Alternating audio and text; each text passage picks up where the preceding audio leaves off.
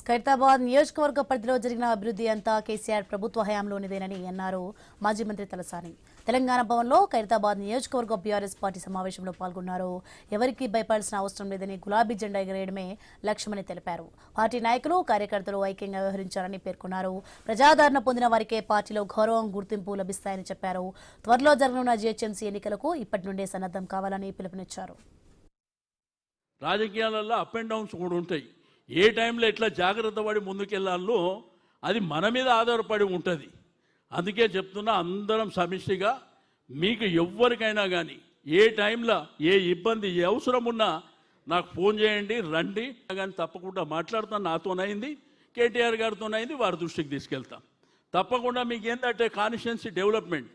ఇప్పుడు మీకు శ్రవణన్న ఎమ్మెల్సీగా ఉన్నాడు, ఆయన కూడా మీరు శాసన మండలిలో కొట్లాడతాడు. మీకు ఎక్కడన్నా కమిషనరేటో లేకపోతే ఇక్కడ మున్సిపల్లో వారు కూడా రమ్మంటే రావడానికి సిద్ధంగా ఉంటారు.